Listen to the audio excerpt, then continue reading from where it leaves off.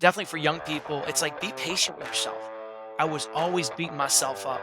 Like I'm never good enough. I'm never fast enough. I'm never wealthy enough. I'm not influential enough. I can think of all the reasons why I should not be successful. We're fearfully and wonderfully made. And our days, yes, they're numbered. I just love the verse. Teach us to number our days that we would have a heart of wisdom. In other words, we don't live here forever.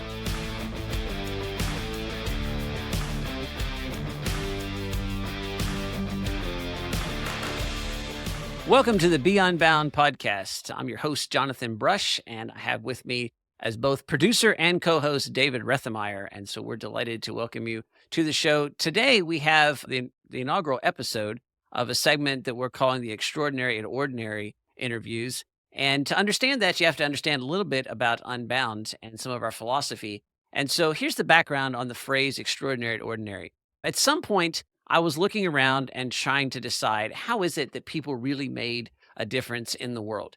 And I kind of had this idea percolate in the back of my head. And then I was kind of comparing to that some observations. And here's a thesis that I've been working on and that I share with our students a lot. And then we spend a lot of time discussing in Unbound. And I want to present it to you as that way, a thesis. So always be cautious when somebody tells you this is truth and this is exactly the way things are. There are some things out there like that. I think this is based on foundational principle ideas, and so based on truth, but it is an interpretation. So listen with a bit of skepticism as you listen to this, but see if this is an idea that resonates with you. I feel like if you're a young person and your goal is to thrive, you want to lead a rich, rewarding life, that what's going to happen is that the world is going to tell you to do that, you need to be successful. And either implicitly or explicitly, when somebody tells you they expect you to be successful, they mean some variation of becoming rich, famous, or powerful, or ideally all three.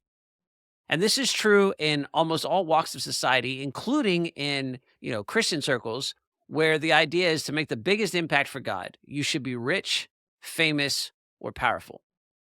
And one of the problems with that thesis is that if that's the case, that, in order for you to have an impact, to live a rich, fulfilling life, is that you must be successful. And if success is defined by power, fame, and wealth, then one of the problems you're going to face is that when you move into the real world, so-called real world, that you'll find that those things are very difficult to obtain. And that there's a real struggle to become rich, famous, or powerful. And very few people do, which is kind of why it's an elite thing. But I believe that there's a way that you can change the world, and it happens in an instant. And the good news is you can do it immediately. And the bad news is once you hear it, you have to do it immediately. And that is to be extraordinary to ordinary things, because ultimately the world doesn't change until the ordinary things of your life changes. And when you commit to being extraordinary at doing ordinary things, my thesis is that at some point, your life, your ordinary life becomes quite extraordinary. And everywhere I look, I see examples of that. And the interview we're about to do today with Chris, and that you're about to listen to, is an interview with somebody who is, in many ways, an ordinary person. Chris is not wildly famous, rich, or powerful.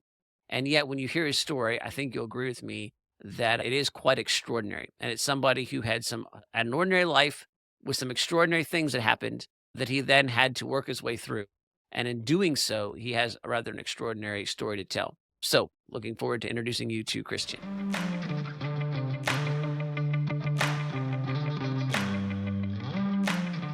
Well, Chris, welcome to the Be Unbound podcast. I'm delighted to have you on here. I'm delighted to introduce all of you to Christian. I've known Chris, I don't know, Chris, 3-4 years, something like that. I'm not sure when the first time is that we both showed up in St. Louis together, but it's something like 3 or 4 years ago.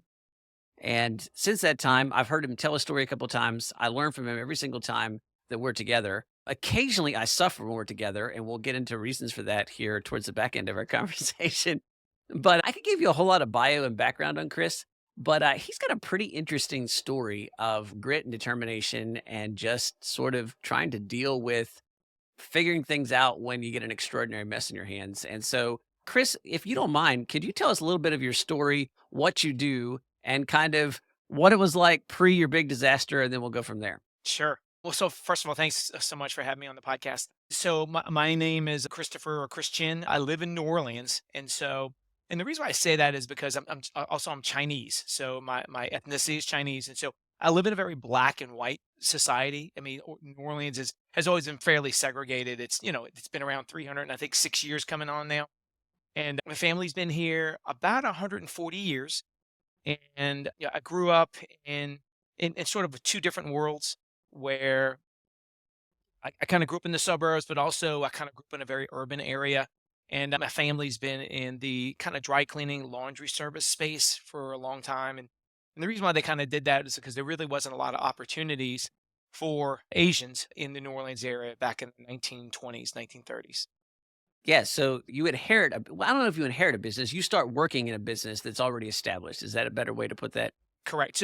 Basically, my dad, he came over, born in America. He came over in 1924, and what happened was his mom and dad, they bought a Chinese laundry. In fact, that's how things were categorized back then. In fact, there was a New Orleans directory I saw. There was laundry, and then there's probably about 80 Chinese laundries. And so every time I keep doing more digging, it's like, why were there so many Chinese laundries in the deep South when, especially at that time, most of the Chinese population was out west Mm. because they were helping to build the transcontinental railroad. So after the Civil War was over and the slaves mostly left this area, well, they still needed people to work on the farms, the plantations, and so they marketed to the Chinese population in China to come on down to the south and kind of find your fortune. And so that's why you had a very large Chinese population in the New Orleans area. I mean, that it was equivalent to New York at that time, just a port city, extremely cosmopolitan. And so I found my roots kind of there. And so my dad comes over in 1924.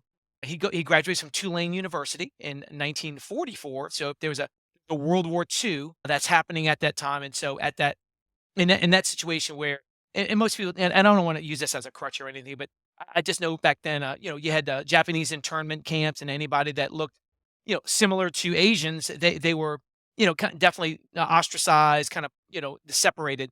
And so my dad graduates from Tulane University with a business degree in 1944. Not a ton of So opportunity.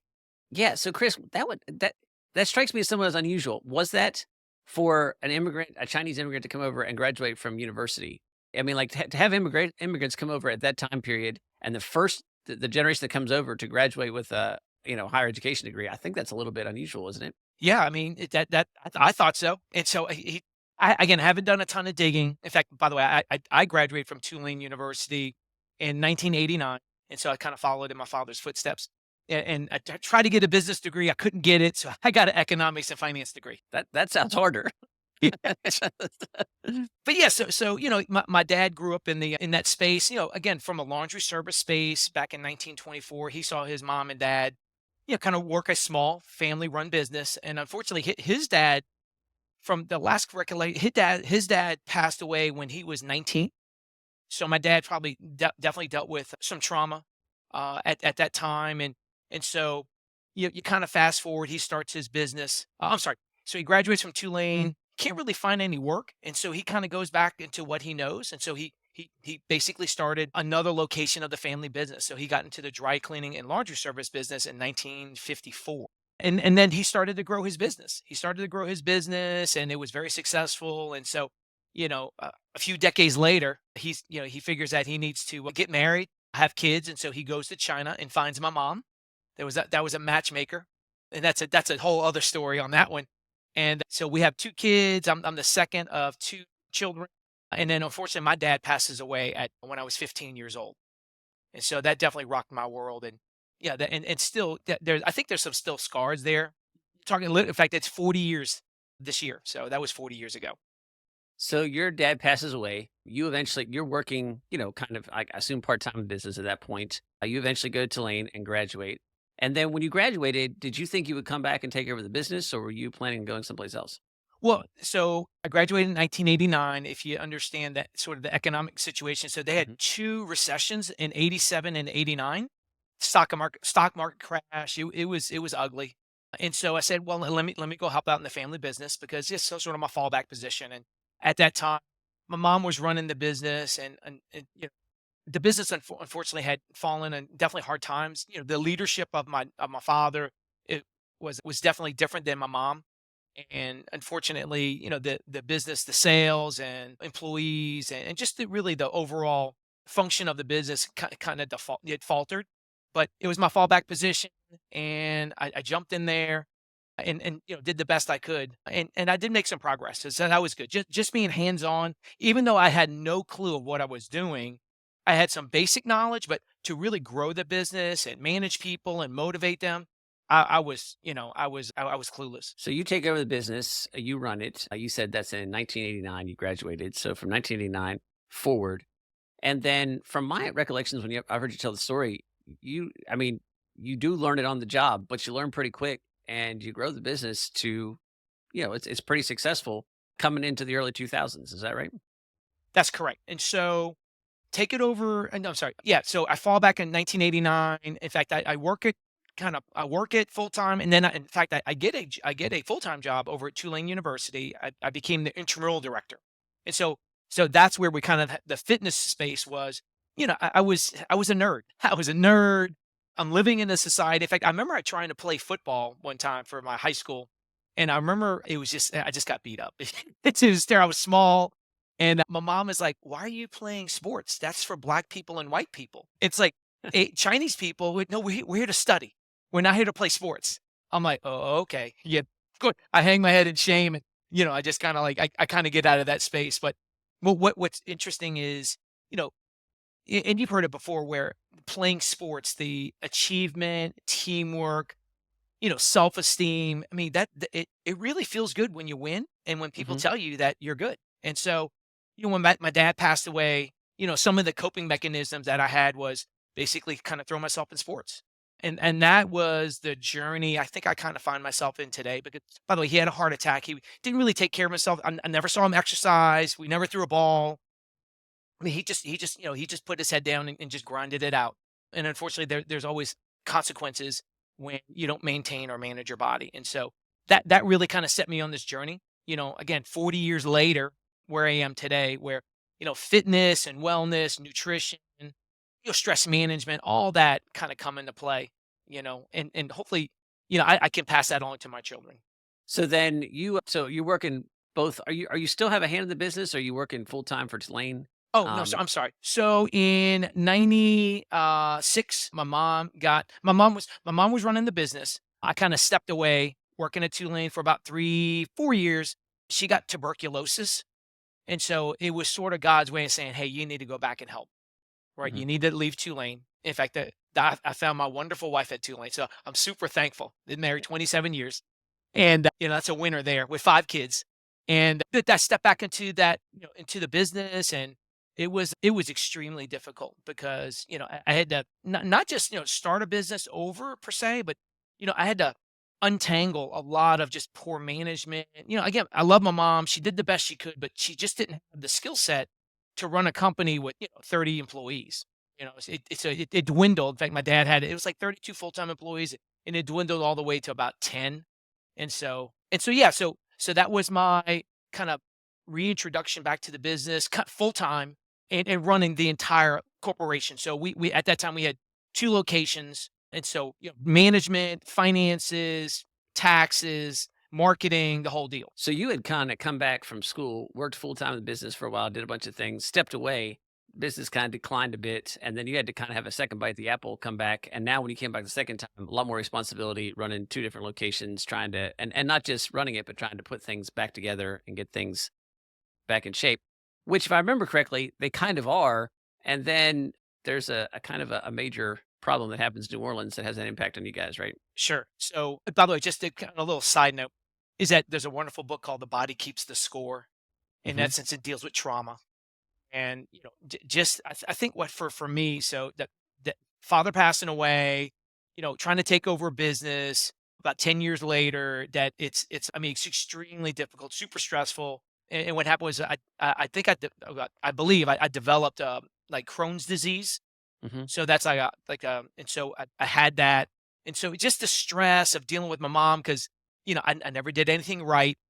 I was just grinding it out. I really felt like I was like Moses in the wilderness, where, I was probably a good 9 years where I go from a position over at Tulane University where I'm kind of the big man on campus. Everybody wants to know me and talk to me. And, I was involved in athletics and just recreational sports. And so I go from there to literally anonymity. Like I'm in the backside of a mountain like Moses, taking care of sheep. So all I'm doing is I'm cleaning dirty clothes, literally from sun up to sundown, 6 days a week. And it was very humbling.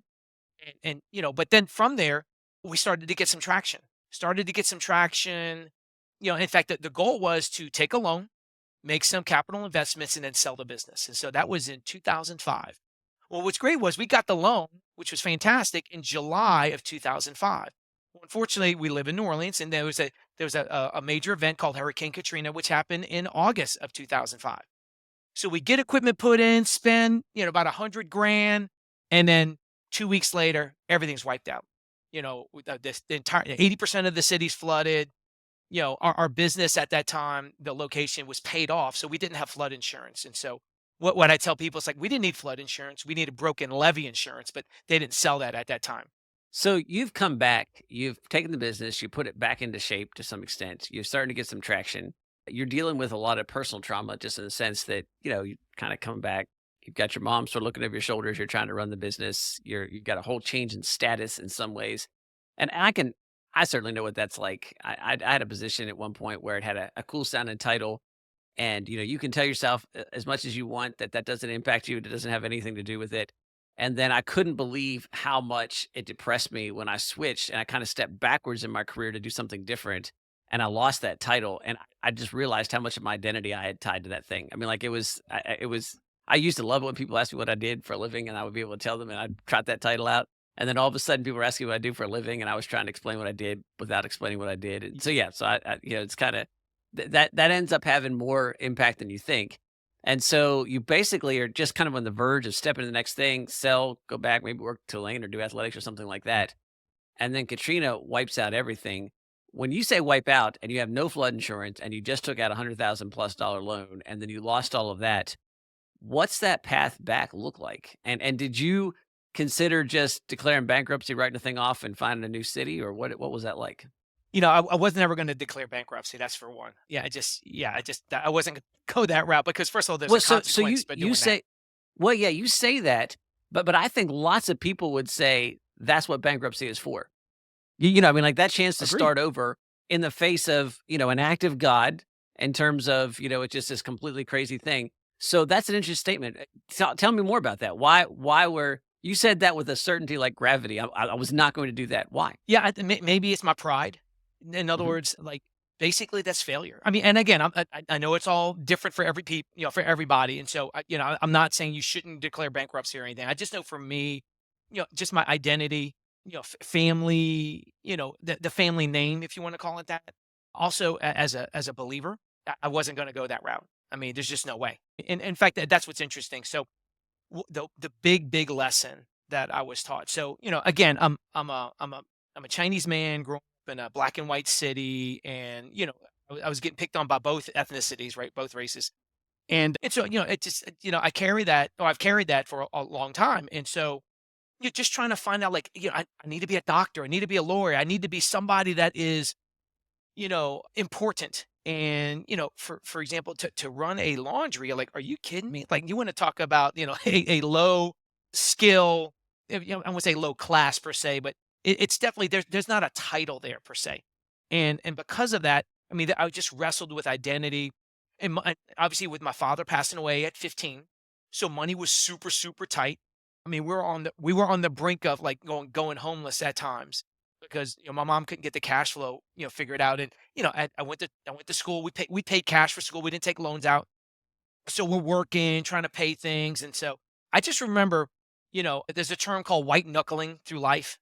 Mm. I was white knuckling through life, and I had very, very little money. Like, I mean, I had the bills paid, but very little left. And at that time when Katrina happened, I was married, had two young children, 2.5 and 6 months old. And I mean, literally, I'm white knuckling through life. I'm kind of dealing with a Crohn's disease. My whole world implodes. And, because it's not just your business goes away. By the way, my house was flooded as well. So I have no place to live. I have no income. I have no flood insurance, and things are kind of hopeless. I mean, they just looked hopeless. And I just remember the Monday after Katrina, because no, sorry, the Tuesday after Katrina, because it hit on a Monday, August 29th, 2005, is that just the next day God said, "You're going back." And I'm like, "What?" Like almost audibly. And I just remember him saying, "No, you're gonna go back and you're gonna be a difference maker in people's lives." Because basically if all the good people leave, right, there's not gonna be a remnant there. And so I'm calling you to do that. In fact, not just that, but I'm gonna give you everything that you wanted in life. And I'm like, obviously it's like that must be crazy, talk. And so what happens is, through this progression of the last 18 years and opportunities, and I'll get into that, is that, I don't white knuckle through life anymore. I have my hands open. And so where I just have so much more resources, so much more influence, so much more everything, truly everything. But and it's okay. I can leave my hands open where God can take it if he wants to. And so and that's the huge lesson that I've learned. So so take us back though. So that's a huge lesson, but take us back. You've lost your house, you've lost your business, bankruptcy is not an option. So walking away to some extent is not an option. Although I guess you could walk away and build something someplace else and pay your bills. I mean, that could be one option. God says go back. What does going back even look like? I mean, I'm just it's one thing to say I lost the business. It's another thing, and I've heard you say this before. It's another thing to say I've lost the business, I've lost my house, I've lost my neighborhood. Like there's nothing All the nothing of the old is infrastructure. there. Yeah. Yeah, I mean, all of your it's gone. church is gone, your neighbors are gone, your pediatrician's gone, the guy that cuts your hair is gone, everybody's gone. What was your first step? Like what did when you I mean, obviously the first step is some extent of like I'm going back. But then I'm just trying to sort of picture that. What did you do next? Okay, well, the first step is, and so you have to imagine you have an entire city with 400,000 people. I mean, there's probably, I think, 200,000 structures, at least maybe 300,000 structures. And so the first thing to do, so by the way, so the city was flooded for about 3 weeks. They finally pumped the water out. They finally gave permission to say, look, you can look and leave. In other words, like you're going to drive in, you're going to grab your belongings, and you're getting out. Nobody's staying. There's no power. I mean, everything. And so that was it's extremely surreal. So a lot of the bridges were blown out. So what should have taken like 3 hours took 5, because then we had to take alternate routes to get into the city. Of course, there's National Guard. They checking IDs. I mean, obviously looting, and unfortunately, yeah, just a lot of chaos. And so the first thing to do, I walk into my house, which the door had swollen because it got wet. Obviously, you had to sort of kick the door in, and the first thing to do was empty out the refrigerator. Hmm. So think about all the food Yeah, for that's 3 left weeks. inside of a refrigerator for the last 3 weeks, and then multiply that by 300,000. And so, there were some people that got there a little bit earlier, and there were refrigerators, obviously, with a lot of stuff coming out. They had to duct tape everything to just kind of move it out the house. I mean, it was the smell. I mean, I'm never going to forget that. And so the first thing to do, obviously, was the most pressing. You got to get the rotten food, the smell out your house. So, we took care of that first. And then from there, I just started to pick up the pieces. I mean, the things like photos, memorabilia, just to, pick up some clothes. I'm really surprised. Like, even though like our clothes were higher up, like they didn't get wet. It was amazing how much mold. Again, we live in the South. We average 60 inches of rain a year, so there's a ton of moisture. And for a house that doesn't have any air conditioning, or or any dehumidification, it's amazing how much mold grew all over the place. And so yeah, so I think part of it was just kind of picking up the pieces and just getting some momentum. And that was just at my house. I remember I had to pick up my mom. We went to the cleaners. I mean, and that thing was a wreck. And not just food, but chemicals. I mean, so you're dealing with just gallons. I mean, hundreds of gallons of chemicals that have just spread all over the place. And it's like, what are we going to do? And so I just remember like all the color coming out of her face when we walked into the cleaners at that time. And just, but I appreciate, what she encountered, and how she modeled, even though, for example, my dad passing away, and I didn't tell you this. So she grew up under Mao Mm. in China, where her parents were thrown in prison, and she had to raise her own siblings. Like she has 5 siblings, and so that was back in the 1940s, 50s. And so, but just to see her just kind of put one foot in front of the other, start kind of cleaning up, getting a garbage bag, and just little by little, because there's no way where we're going to do this in one day. And I mean, this was going to be a journey of months, And in fact, what happened was it took about 2 years just to kind of clean up everything out of the business and kind of, get that kind of up and going. And it took over 3 years just to get some payment from insurance. We received no payment from insurance because part of the roof blew off. So that's kind of wind and hail event. Hmm. And so they wanted to lowball us, and then I got it, and so but we had to get an adjuster and an attorney, and so that was a very, very long journey, but one saving grace was this. So we had 2 locations. Our main location was mostly dry cleaning. In fact, they'd accounted for about 80% of our revenue. We had another location in a different county, or we call them parishes here, that it did flood as well, but it was not as catastrophic. And, we were able to get that coin laundry up and going within about 2 months. So we had to get new equipment. I had to clean up. I had one employee, out of six before I had one. I couldn't get in touch with anybody. So just that little glimmer of hope. And, thank goodness we had business interruption insurance. We had business interruption insurance, didn't have flood insurance. And so we were able to just basically replace our equipment. And that's it. Like we had to do all the cleaning ourselves, all the repairs ourselves, but at least just, replace the equipment. And that is where everything started to turn because, with it, once we got open, our revenue, at that location quintupled, and it stayed that way for 2 years. Because you had a lot of volunteers and people coming in, and all of a sudden everybody needed laundry, right? Well, the other thing is in that county, or parish, they had we're one of the few locations that we have pumping stations. So when there's a heavy rain, there's large facilities that will pump the water out into the river or into the lake, so it drains the city. Well, unfortunately, at that time, the parish president decided to evacuate all the pump operators, so everything flooded, but it only flooded for about a day instead of 3 weeks. Hmm. And so, you're talking another 500,000 people just, where that coin laundry was, all their homes were damaged as well. And so you can't do laundry in a flooded out house, in a flooded house where your washers and dryers are damaged and doing sheetrock work and all that other stuff. So that was a huge component. We also had a lot of adjusters and electrical line crews and, cable companies because all the infrastructure is just destroyed. And so they all came into town. They had all in fact, they're called like man camps where they have all these kind of temporary setups. And we were able to do laundry for them. And so that's what really was a huge saving grace. But again, I would have not have known that, at that time. But Right. we just had to get open. So what was the length of time? And I don't know, normal seems like a sort of strange word to use here, but when did you feel like you kind of had recovered from Katrina and you'd reached some new semblance of normal? Mhm. So we got back in our home probably in November. Now we still didn't have gas at that time. So think of this is August. So we got back in November. We were living in the Pensacola area. I was driving in like every week to clean up, and do as much as possible. And then I would drive back to see my family. So we did that for probably 2 months, or I did that for 2 months. And so, and then just trying to get in touch with friends. Like, how can I help you out? So I'm trying to clean my house. I'm trying to clean my coin laundry, and I'm trying to clean my dry cleaners. Meanwhile, dealing with the insurance, dealing with, you know, trying to find my employees or find new employees. And so it was extremely chaotic. And then, of course, be there for my Mhm. wife and my 2 young children. That was very, very difficult to be away from them.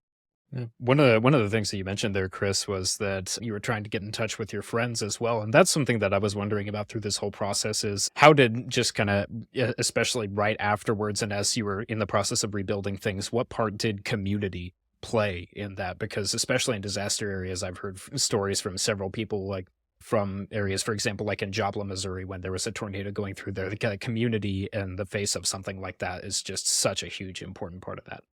Yeah, I mean, because not everybody came back. I think even the city is still down 130,000 people. Like I mean, Hmm. this is 18 years later. They're never coming. Yeah. And so, but the ones that came back, it created a solidarity to say, look, we're not leaving. We're going to clean up. We're going to Mhm. move forward. You know, and so what it was great was we had like little picnics in the neighborhood. We're cooking on gas grills because we had no electricity. I remember we had a crawfish boil one evening, and it just was such a uniting effort. Also, like the church community mattered as much as well. I mean, just that was huge as well. Where to have some semblance of normalcy, because again, we have to process that trauma, that stress, and so being able to lean on people, from a faith community, from my neighborhood. I mean, that was just life giving, and yeah, and by doing that, right, it makes you want to continue to not perform, but I mean to make things better. So, because if they're working hard, then I'm going to work hard. But if I didn't see other people working hard, man, I might have said, you know what, I don't know if this is for me. But when I saw that, it's like, yeah. And then what's great was, I mean, and a huge thing was, all the volunteers that came into the city. I mean, literally, probably, we had volunteers for 10 years, you know, that from all these church organizations, church groups. In fact, if it wasn't for the church volunteers that helped me clean out, by the way, so my cleaners, the dry cleaners, it's about 4,000 square feet, heavy machinery, just electrical, plumbing, steam, water. I mean, we had to gut that whole place. And so we had 8 40-yard roll-offs that we filled up. Wow.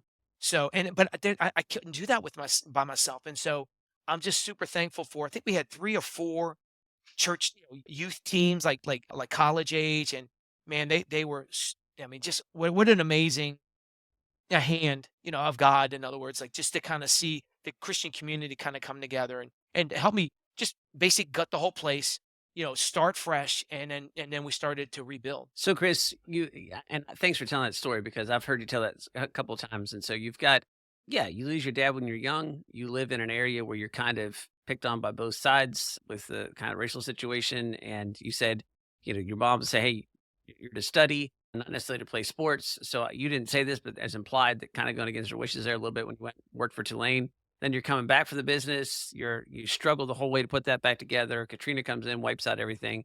You come back. Now you alluded to this a little bit, but you've got. You said your body keeps a score, and the score is a losing record right now. I mean, you're suffering from Crohn's and those kinds of symptoms. Now, to put this in context and to maybe give away a little bit of the end of the story, Chris is one of the most fit people I know. And so, if you say that Chris is taking a physical toll, that's actually kind of crazy. In fact, there's only one person I know Chris's age is in good shape as he is. So, JG, if you're listening to this, you know exactly what you're talking about. Chris is really your brother from another mother, and I think that every time I see him. But so tell us that story, Chris, because I think that's a big part of who you are now. That's a big part of the way I see you serve folks. And we've been in lots of different places, and that comes out all the time. So give us a little bit of a sense of that story. So you're coming. I think coming out of Katrina, but you're suffering physically in some pretty significant ways. Yeah. So, just kind of looking back, my father passed away. He had a heart attack. He was obese, didn't exercise, yeah, didn't manage his stress well. In fact, it's funny. His coping mechanism was food. In fact, I mean, he was up to 400 pounds. And like I saw photos of him as a young man, and yeah, I mean, think about it. Like his dad passed away at 18 or Right. 19, and so you got to cope with. Yeah, I mean, we all process pain a certain way, and for a lot of people, we use food, and specifically on the trauma that I kind of faced. I kind of threw myself into like athletics and sports, and so nothing at a high level, but just to have fun, right? Stress management, stress relief, and then the other thing was I started to you know be exposed to this whole other realm of training. Like it's not just like, hey, yes, you may have a certain athletic talent, but you have to work those skills. I mean, you have to. In fact, some people would say you have to be a professional. You have to act like a professional, think like a professional, and so that's where I mean, I never heard of that until I saw it, and it's like, you know what? I want to make sure I can live long. One of the best gifts I can give to my kids is a long life. Besides wisdom and faith and being involved, but I still remember my oldest, that my when he was born or he was about to be born, I just remember it's like my 3 desires for him were to love God, to do his best in everything, and to be healthy. And then, people say, why would you say be healthy? It's like, because the point is, we're called as God's stewards, right? We're supposed to steward his money and things like that. It's funny. I recently read a book. It's called The Stewardship Investor, and it talks about being a fiduciary. So it's not just being a manager, right? A fiduciary is something totally different. It's saying, hey, I want to maximize the return to the owner. Now think about that. So I want to take care of my body to maximize the return to my creator. And so, to live a long life and a productive life, I think that's super, super key. And I think this, the whole pursuit, the pursuit of the American dream of, get the house, the wife, the boat, the extra house, the vacation. That's unfortunate because there's always a cost, right? That's one thing I learned about in economics. It's the term called opportunity cost. Hmm. Every opportunity has a cost. And so if you're going to pursue that, you got to give something up. And so, after Katrina and just really kind of coming to the end of myself, I met some people, right? I started doing some triathlons at that time. And, I had this like great fitness group with Adam and Tony. And we did that for a few years. But unfortunately, just like that, you may do it for a little while, but it people leave, right? They one person moved away, somebody got hurt, and so it's so important to have community, in that space. And so even though I was on the outside, I mean, things were rocking and rolling. I mean, things were going great. We got a new house, moved into a great neighborhood. We're debt free, so no, I mean, we just grind it out, we pay off everything. But meanwhile, it's a term called the sad clown. So Hmm. it's in reference to shoot, it was yeah, it's in reference to a character on a HBO. I forget, oh, The Sopranos. That's what it was. Yeah. Is that you have a hitman who is obviously doing evil things, but and it seems like he had the world by the tail, but he's a sad clown, and so he's having all these episodes of his body breaking down and all these other things. And so that's what happened to me, where I was doing all these things that me involved in church, involved with my family, involved in my community. We started homeschooling at that time. I stepped into homeschool leadership. But what happened was I was missing the brotherhood, right? I was missing, the fitness component. So I mean, again, I'm still going to small group and everything, but the problem is, you know, we weren't doing anything difficult. We weren't doing hard things, and that's where I kind of segue into where I am today. A young man, I mean, he's 38 now. That he said, hey, he recently asked me, said, when did you hit your stride? I said, about 45, 46. And he goes, what? It's like, yeah, because, and I'm 55 and I'll be 56 in December. But I really felt I hit my stride because, and it's not something magical where, I went to some mountaintop, but I was able to get around other high impact men. That's what you call them, is that people, and we wanted to do things, do hard things because, again, just like, as I said, be a fiduciary. We wanted our lives to count, not just in our marriage and our family and our church and community, but we want to be difference makers. And so the point is this, I've heard the term weak men will never lead. Weak men will never lead. So, yeah, we had to first of all get fit physically, and what does that look like? So it's not just like going to the gym, but what we do is a lot of body weight outdoor type stuff. I mean, really it's roll around in the grass and the mosquitoes and the ants and if it's raining, if it's hot, just to be outside in the elements. I mean, there's an anti-fragility that gets created. And to do that and do that, for 8 years, I mean, that's where, I mean, I just have a ton of confidence. Again, not in myself, but confidence in that God's brought me to this space and where I can help other men right So you said something really interesting, Chris. You said, when did you really hit your stride? And you thought it was from 46 onward, 45 now. onward. Yeah, Is that right? that's right. So I, all the time when I talk to young people, there's this whole cultural, I think, lie, frankly, that, you have to hold on to this fleeting youth, that, you have to do everything you can to stay young. And I frequently find myself telling folks, like, look, I don't have massive regrets from my younger years. I mean, like, there's always those things you look back on, kind of curl your toes about a little bit, but I mean, an embarrassment. But for the most part, I had real blessings and good growing up experiences. But I wouldn't trade where I am now for any of that stuff. And I said, but the only thing that I don't do well now that I could do then is I don't bounce as well. I mean, it takes a little longer to come back when you get hurt or something. So, but I'm curious. Sometimes people say, I wish I would have known then what I know now. And there's a bit of an impossibility there. So I guess the question is, do you feel like it was like you hit your stride late at 45 because like, oh, now I finally figured this out, or that it took all that time and that it paid off at 45. Do you see the difference? One is kind of like, I was just completely ignorant. And if I could have got smarter faster, I'd been fine. And another is you have to pay the dues. I mean, like, in other words, it really takes that long till all of a sudden the experiences and the skill kind of click into one of the place where you go, oh yeah, I can do something now. So yeah, if you could speak to that a little bit, because I think I hear this so often with youth. They're like young people. They're like, oh man, I'm 25 and I think it's over. Like I think that I don't know. I missed my opportunity, whatever it was. It's funny. It's like that. I used to think that. I used to think I did I too. remember Yeah, I used to make fun of people that were 25 and like, man, you're ancient, you're old. And of course, I'm 18 at that time. right. And and that's one thing about the health component is that I'm probably stronger mentally. Well, I know I'm stronger mentally, but physically, endurance wise, I just know how to live life. But I've had to learn that it's sort of trial and error.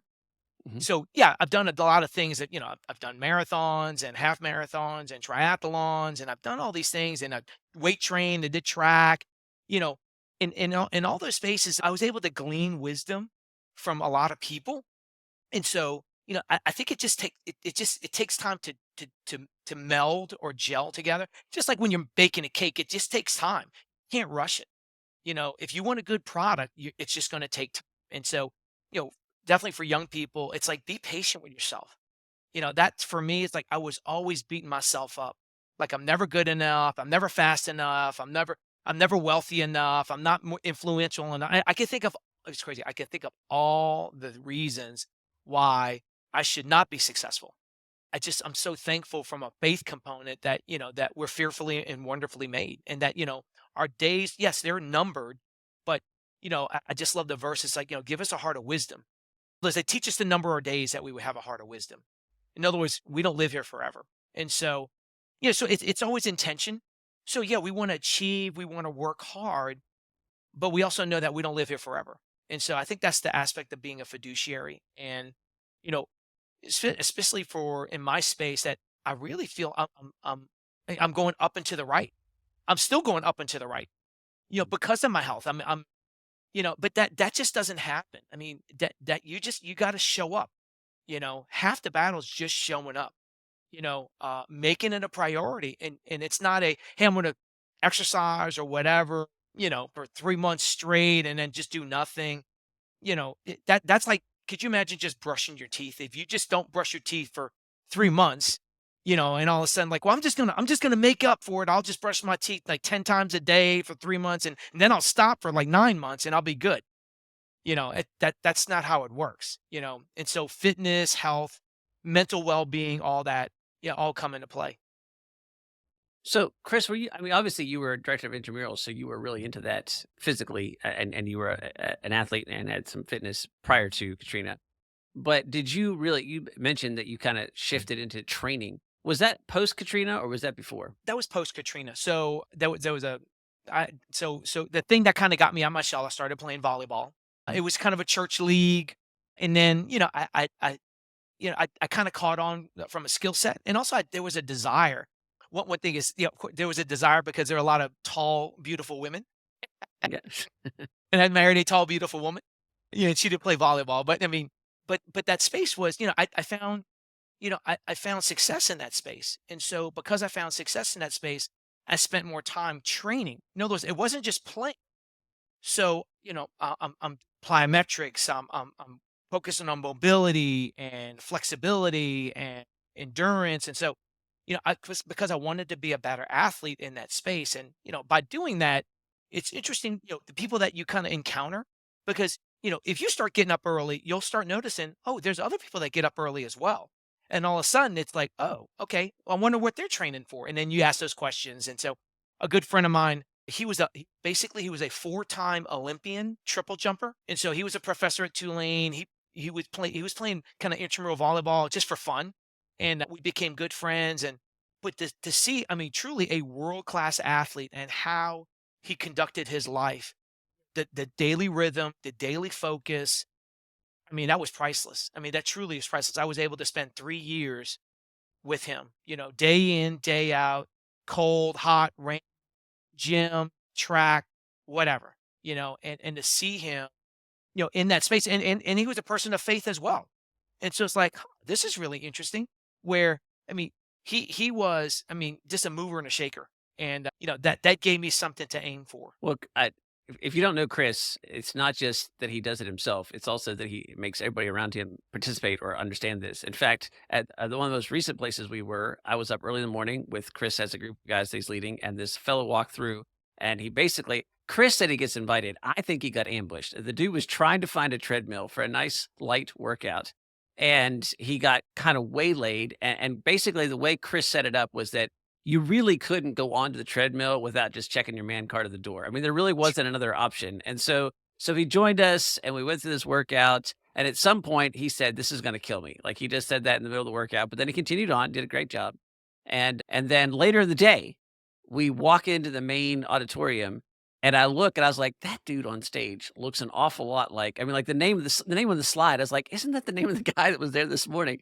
And then he comes up and I was like, that is definitely the dude that was there this morning. The keynote for the presentation is the guy that Chris just tortured this morning. And I turned to a colleague of mine and I said, Chris is getting mentioned in this keynote. There is absolutely no doubt in my mind that Chris is getting mentioned in this keynote. And sure enough, about 10 minutes in, this story arrives in his presentation, and I think it came with, and that man almost killed me. But so it is not just a personal lifestyle. If you're anywhere within earshot of Chris Chin and you're going to be there the next morning, you will be invited. Yeah, invited is just not strong enough language. You will be By the way, encouraged. the term is it's called an EH. It's called an emotional headlock. Yeah, So that's exactly emotionally headlock. that's I don't know how I did not hear that phrase before. That's now going to be definitely something I Yes. use frequently. Yeah. You will get EH'd into working out with Chris in the morning. Well, Chris, thank you. I really appreciate you taking time to share that story. There's a lot of personal stuff there, but I've heard you tell that a couple of times and I've learned from it every single time. I've been kind of awed by the process you went through, but I really appreciate kind of the turning point there in that conversation where you relayed what your friend said about, at 45 on. I think it changes everything. And for those of you listening, I want you to really think about this. If you're a young person who's looking to thrive in life, or you're a parent of a young person helping that person to thrive, it changes everything if you know that whatever you're going through is almost by definition, almost a guarantee, is preparation for where you're going. And that's true at any stage in life. But I think that there's so often we tell young people, and young people expect that, they went through 4 years of high school and 4 years of college, perhaps, and 4 years, and everything just happens 4 years and 4 years and 4 years. And then all of a sudden they hit this 4 year slump, right? And then it's an 8 year slump and a 9 year slump and a 10 year slump. And there's not a clean graduation. There's not a clean next step and all these kinds of things that are still there. And I see so many at about year 6 go, this must be, and their cynicism sets in and bitterness sets in. And then often despair comes behind that. And so I want you to hear the story of a man who lost everything literally and then says, and it was after that that I really got to the point that I could make a difference. So, it was after that that I really sort of learned how to live life. And Chris, I think, I don't want to put words in your mouth, but to some extent, I think the way you've told the story I've heard in the past is it was about that time that you actually understood how to live life. Well, you said that when you stopped white knuckling it and actually opened your hands. So maybe as we finish up here, just maybe a comment to that, the difference between that white knuckle living and the way you do it now, which is more open handed and I think a better way of doing things. Yeah, I think the term always comes with surrender, right? We surrender our will, our emotions, our identity, our hopes and dreams, to our creator. And I think that's, it's not just that, but back, just kind of just one thing about that fitness space. And so, that obviously there's a large organization that's, that's it's national that I'm kind of, I guess, part of. But to be around other men, I think that's really, really key. You know, I don't know if we spend enough time and diligence and just, just like, for example, scripture talks about, hunting for wisdom. I mean, like mining for wisdom and pursuing wisdom, you know, in this kind of, lone wolf culture that we kind of live in. Like, I got to make, be my own man or whatever, or be my own woman. Is that there are so many opportunities that are out there, because there's other men like myself. I'm, getting up in age that we want to give back. We don't want to take all the wisdom and all the life experiences, the hurt, the successes. We don't want to take it to the grave. We want to be able to share that to make life better. And so I think that's what it is. It's surrender, because we always talk about that surrender, surrender, surrender. It's not an easy thing. It's not natural. But I think from a physical perspective, it's, when you do hard things, you realize, are you going to quit or not? If you got to do, for example, 10 burpees every minute on a minute, you got to do 100 burpees. Like, tell me what's going to happen at 50 or 60 or 70. Like, are you going to quit? And so, you know, I think that's a mindset that, fortunately, that is not so highlighted today. That, I mean, you got to learn to just endure, and again, to pursue hard things. And I mean, and not just that, but there are other men that want to do that with you. Just there's a term, it's called a masogi. It's a Japanese term. Basically, it's every year you should do something where there's a 50% chance of failure, and the other one is you can't die. So, but think about that. So to try to pursue something where there's a 50% chance of failure, and so that's a very uncomfortable space. But what comes out on the other end is that it's about trying, it's about enduring, it's about moving forward.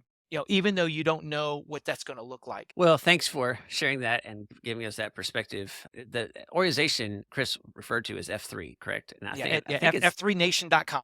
In fact, I was gonna say, there's over 80,000 men that get up early in the morning, 5:30, and they would, that's been a game changer for me. so you can definitely check that out. And also you can find Chris doing some homeschool leadership in Louisiana for the state organization there. And Chris, is there anything else that you'd like people to know, or where to find you or follow up with you at any place?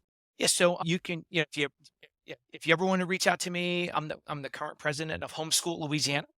And so you can email us at homeschoollouisiana@gmail.com. And obviously with F3 Nation, that is the sort of the parent organization. And wherever you're located, just you can go on their map and just find out. But I cannot more highly recommend to connect with, especially if you're a man. And there's a female group as well.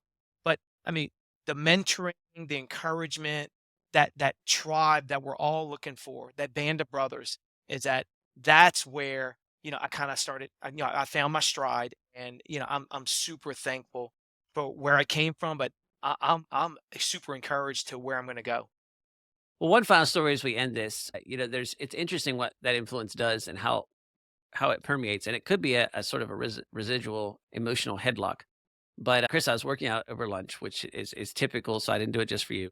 But I do a rotation, and I'm doing this thing called max capacity training, and it's the Tabata or Tabit, whatever it Yeah, is, Tabata. Tabata protocol right now. And the last set is a Superman. Does anybody know what a Superman is? You lay on your stomach, and then you have to arch backwards and pull up. Okay, I actually do well at those like planks and things like that, but I despise with every fiber of my being the Superman. I really, really, really, really hate it. And so I'm just going to flat out admit that on the Tabata protocol, you hold it for the minimum amount, right? So if you've done this a couple of times, you realize that it would be a lot better if you just set 10 seconds instead of, you're supposed to do 20 seconds, 10-second rest, and you do it 8 times in a row. And so if you can just know from the beginning that if you make 10 your minimum from the start, it makes things a lot easier. And I just want you to know that that crossed my mind, and I thought, even if I don't talk to Chris about this, I'm not going to be able to face Chris and do an interview this afternoon unless I hold this stupid thing for all 20 seconds. So tomorrow, my abs are going to be killing me, but so there's, you don't even know you had that influence. I didn't talk to you about it. There's not like I didn't have to bring it up, but just the fact that I interview you is like, the interview will be different. I know if I know that I sandbagged this at 10 seconds versus if I held this for the whole way through. So there you go. Just a little bit of piece of legacy there for you. So Christopher Chen, thank you very much for joining us. Really appreciate the wisdom you shared and telling your story and sharing that with us. And thanks for being part of the Be Unbound podcast.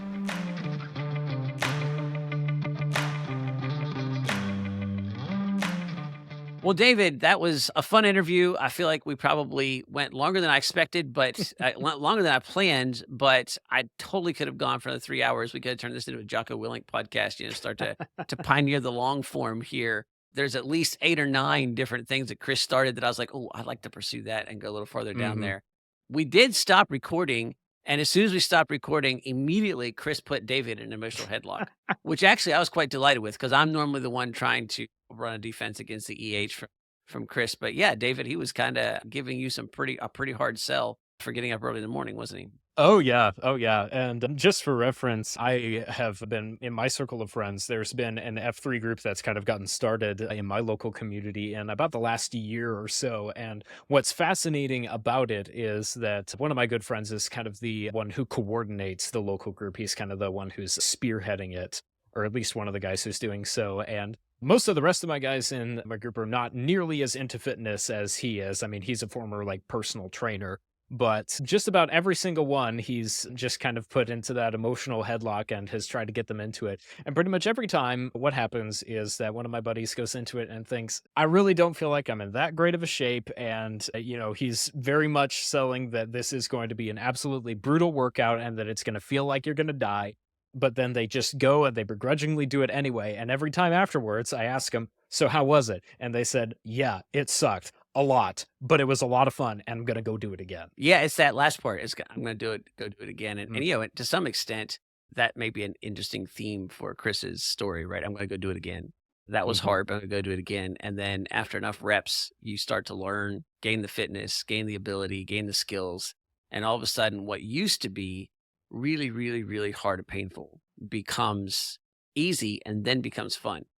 And I mhm, think if you're listening to this, I want you to reflect on that thought and compare it to what Chris talked about in Chris's story. And I want you to just think about that the things that are really worth it in life, the things that will help you to thrive, they're not the things that you will do easily the first time. And in fact, if there's something I can give you with a fair amount of certainty, and we try to be cautious about the things we do like that. But one thing I can tell you is that if you consistently pick the things that will make you happy, you may obtain some measure of happiness, but you will never obtain joy. And if you commit to the things that will bring you joy, it's going to involve often some difficulty and some sweat and some pain and some sore muscles to get to that. And I think, F3 is a pretty interesting example of that. If you go to an F3 mhm, workout, you're going to hate it, but you might go back because of the fellowship. And then you're going to hate it, you're going to mhm, hate it and hate it. And at some point, you're not going to hate it because you've reached that fitness level where it makes it doable. And then there's a point past that when you're actually going to look forward to it. And when you look forward to it, the horizons that opens up in all kinds of areas of your life because of now this fitness that you can apply in a bunch of different areas, the confidence that comes with that is literally going to change everything. mhm. But that is not a short-term proposal. That is not a 1-week proposal. It's not a 3-week proposal. It's not a 1-month proposal. It's not a 3-month proposal. It's going to be a process. And maybe there's not a more pure illustration of that than something like F3 and the kind of physical challenge that comes with that. Well, any final thoughts, David, before we wrap this one up? Really, my only thought, Jonathan, is, hey, next time we're at an event together, you wanna get up at, like, 5:30, 6 o'clock in the morning and go do some workouts together? I don't know that you have quite the emotional headlock ability of Chris, but I'm afraid that if you go to a couple F3, by the time I see you next, that's exactly what's going to happen. So I who need to knows? I need to start learning. Yeah, I need to gain that ability. So, hey, we might be. that'll be my training, is the ability to get somebody in an emotional headlock, and then we'll do some training together. How about that? Well, we'll let you know how that turns out. It could be that we are running on the squeaky sand in Alabama at base camp down on the Gulf Shores because David's perfected his emotional headlock and I haven't got a good defense against it, which is generally the case when I'm someplace with Chris. So thank you for listening to the Be Unbound podcast. We appreciate your time. We hope that you learned something. And until next time, be unbound.